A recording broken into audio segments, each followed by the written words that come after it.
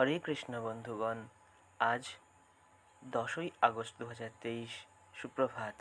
আজকের বাজারের আপডেট নিয়ে আপনাদের কাছে পুনরায় ফিরে এসেছি। তো প্রথমেই চলে যাব আমরা চার্ট অ্যানালিসিসে।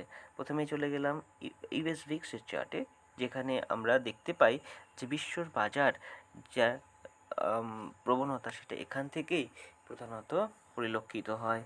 ইউএস ভিক্সের চার্টে এখানে একটা রেসিস্ট্যান্স ছিল 17 লেভেলের কাছাকাছি, 17-র কাছাকাছি। সেটি বারবার মার্কেট ভাঙতে পারছিল না, উপরের দিকে যাওয়ার চেষ্টা করলেও প্রতিহত হচ্ছিল।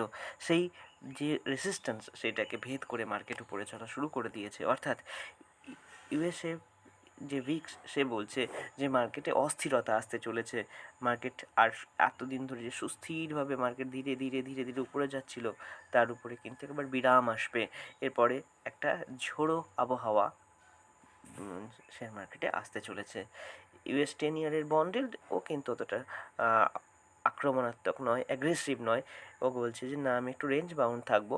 এই ইউএস 10 ইয়ার বন্ডেল নিচের দিকে আসা মানে ইকুইটি মার্কেটে ইনফ্লো বাড়া। ইকুইটি মার্কেটে ইনফ্লো বাড়া কীভাবে বাড়ছে সেটা আমাদেরকে লক্ষ্য রাখার জন্যে আমাদেরকে পরের চার্টে যেতে হবে। ইউএস অয়েল অর্থাৎ ক্রুড অয়েলের চার্টে দেখছি যে অসম্ভব একটা বুলিশ ট্রেন্ড দেখা যাচ্ছে।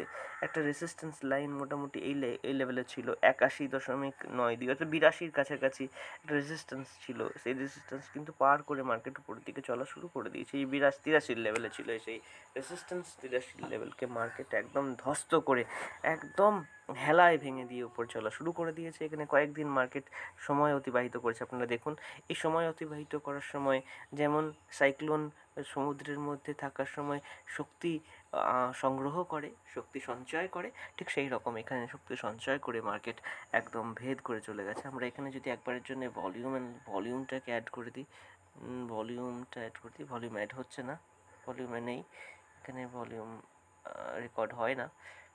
তো সেই যদি দেখি ভলিউম আমরা দেখতে পেতাম, অবশ্যই ভলিউম হয়েছে। এরপরে চলে যাচ্ছি ইউএস 100 অর্থাৎ ন্যাসড্যাকের চার্টে। সঙ্গত কারণে ন্যাসড্যাকের চার্টের পতন দেখা যাচ্ছে। S&P 500 পতন দেখা যাচ্ছে, কিন্তু S&P 500 যেখানে ট্রেড করছে সেখানে ওর একটা সাপোর্ট লাইন রয়েছে।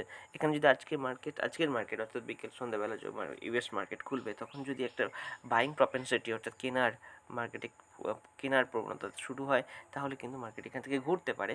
অন্যথায় মার্কেটে কিন্তু পতন আসলে প্রথম যে সাপোর্ট পাবে 43.98 অর্থাৎ এখান থেকে 1.5% নিচে, এবং পরবর্তী সাপোর্ট পাবে 43.35 অর্থাৎ প্রায় 3% নিচে। এখন মার্কেটে যে পতন ঘটছে সেখানে রেসিস্ট করার জন্য প্রথম লাইন সাপোর্ট হিসাবে কাজ করবে 44.55 লাইন। এরপরে এফটিএসি ইউকের মার্কেট রেঞ্জ বাউন্ড রয়েছে, এখানে অতটা পতন নেই। ডাও জোন্সে দেখতে পাচ্ছি এখানে একটা জোন ক্রিয়েট হয়ে আছে, যে জোনের মধ্যে মার্কেট আগের বার যখন উপরে গিয়েছিল তখন সময় কাটানোর সময় পায়নি, কিন্তু এইবার যদি মার্কেট প্রবেশ করে সম্ভবত এই রেঞ্জের মধ্যে অর্থাৎ 34,559 থেকে 35,123, এই যে রেঞ্জটা রয়েছে, এই রেঞ্জের মধ্যে মার্কেট অনেকক্ষণ সময় অতিবাহিত করতে পারে। এরপরে চলে যাব ইন্ডিয়া উইক্সের চার্টে। ইন্ডিয়া উইক্সে আমরা সেই রকম কোনো উত্থান দেখতে পাচ্ছি না, কারণ ইন্ডিয়ায় এখন যে ট্রেন্ড চলছে স্টক মার্কেট ট্রেডিংয়ে, একটা অনেকটাই সংগঠিত হওয়ার চেষ্টা করছে, অনেকটাই ডিসিপ্লিনড ওয়েতে মার্কেটে পার্টিসিপেশন বাড়ছে, অপশন সেলিং বাড়ছে, যার জন্য অপশনের প্রিমিয়ামের উপরে ডেন্ট পড়ছে, প্রিমিয়ামের উপরে চাপ পড়ছে। অপশনের প্রিমিয়াম আগের মতন আর বেশি থাকছে না, কমে আসছে। সম্ভবত এরপরে ট্রেডাররা স্টক অপশনের দিকে বেশি মাথা দেবেন, কারণ স্টক অপশনের প্রিমিয়াম নিয়ে আমরা একটা ভিডিও করব আগামীতে। আপনাদেরকে দেখাবো কী করে আপনারা ডেটা অ্যানালিসিসের মাধ্যমে আপনারা স্টক অপশনে এন্ট্রি নিতে পারেন। সেখানেও কিন্তু অপরচুনিটি কম নেই। এবার এত প্রফেশনাল ট্রেডিংয়ের টেকনিক্স আপনাদের অবশ্যই আমি শেখাবো। এরপরে চলে যাব ইন্ডিয়ার 10 ইয়ার বন্ডেল। এখানেও মার্কেট রেঞ্জ বাউন্ড রয়েছে। এর ফলে কি হয়, মার্কেটে রেঞ্জ বাউন্ড থাকার জন্যে মার্কেটে একটা স্থিরতা আসে। এই 10 ইয়ার বন্ডেল আর উইক্স এই দুটি যে দেশেরই হোক, যদি রেঞ্জ বাউন্ড থাকে মার্কেট ধীরে ধীরে গেইন করতে থাকে মোমেন্টাম। গিফট নিফটিতে আমরা দেখতে পাচ্ছি যে বাইং প্রপেনসিটি রয়েছে পুনরায়। যে আমাদের ট্রেন্ড লাইন ছিল, ট্রেন্ড লাইনটা একদম কপি বুক স্টাইলে অর্থাৎ একদম ধ্রুপদী ভঙ্গিমায় একদম রক্ষিত হচ্ছে, একদম রেসপেক্টেড হচ্ছে আমাদের ট্রেন্ড লাইন। যতক্ষণ এই প্রবণতা থাকবে ততক্ষণ আমরা মার্কেটে সেই অনুযায়ী কাজ করব। ডলার ইন্ডেক্স দেখতে পাচ্ছি একটা cup with handle pattern create করার চেষ্টা করছে। এর উপরে 102.21 এর উপরে যখনই মার্কেট একটা ক্লোজিং দেবে তখনই একটা বড় ট্রেন্ড বা উপরের দিকে যাওয়ার প্রবণতা মার্কেটে কিন্তু আমরা দেখতে পাবো।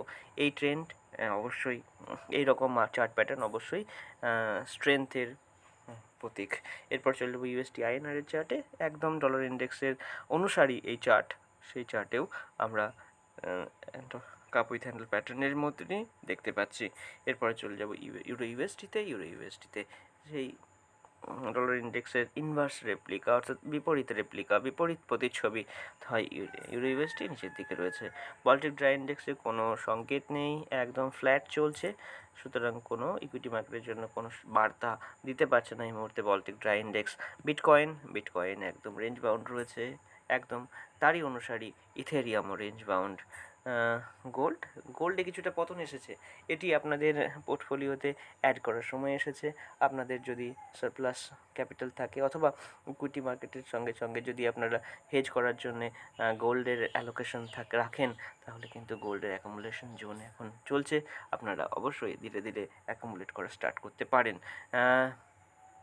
ব্যাঙ্ক নিফটিতে দেখতে পাচ্ছি রেঞ্জ বাউন্ড ট্রেডিং চলছে। যতক্ষণ আমাদের এই দুটি লাল লাইনের মধ্যে মার্কেট রয়েছে ততক্ষণ আমরা রেঞ্জ বাউন্ড মার্কেট কে আমরা রেসপেক্ট করব নন ডিরেকশনাল স্ট্র্যাটেজির মাধ্যমে, স্ট্র্যাঙ্গেলার স্ট্র্যাডল, এবং অবশ্যই এগুলোকে আমরা স্ট্র্যাঙ্গেলার স্ট্র্যাডলকে আর মুক্ত রাখবো না, অর্থাৎ নেকেড রাখবো না, আমরা এদেরকে হেজ করে বানিয়ে নেবো। স্ট্র্যাটেজি যে নাম হয়ে যায় আয়রন কন্ডরকে হেজ করলে, সরি স্ট্র্যাঙ্গেলকে আর হেজ করলে হয়ে যায় আয়রন কন্ডর, আর স্ট্যালকে হেজ করলে হয়ে যায় আয়রন ফ্লাই। অর্থাৎ আয়রন ফ্লাই আর আয়রন কন্ডার স্ট্র্যাটেজির সাহায্যে আমরা মার্কেটে ধীরে ধীরে থিটাটিকে ক্যাপচার করে আমরা প্রফিট গেইন করার চেষ্টা করব। এরপরে ফিন নিফটির চার্টে চলে যাচ্ছি। ফিন নিফটির চার্টেও একদম রেঞ্জ বাউন্ড, একই রকম টেকনিক অ্যাপ্লাই করব। নিফটিও রেঞ্জ বাউন্ড রয়েছে 19,425 নিচের দিকে, আর উপরের দিকে 19,857। এই দুটি লাইন যতক্ষণ না টেস্ট হচ্ছে, অর্থাৎ কোনো ব্রেকডাউন হচ্ছে, ততক্ষণ পর্যন্ত মার্কেটে আমাদের পার্টিসিপেশনের পদ্ধতিই হবে রেঞ্জ বাউন্ড বা নন ডিরেকশনাল স্ট্র্যাটেজি। শেষে সেন্সেক্সের চার্টে চলে যাবো। সেন্সেক্স 65,194, অর্থাৎ 65,200 নিচের দিকে, এবং উপর দিকে 66,862। এই দুটি লেভেলে আমাদের থাকবে অতন্দ্র প্রহরী, আমাদের হচ্ছে ট্রেডিং ভিউয়ের অ্যালার্ট, সেগুলো আমরা ডিপ্লয় করে আমরা মার্কেটকে রেসপেক্ট করব।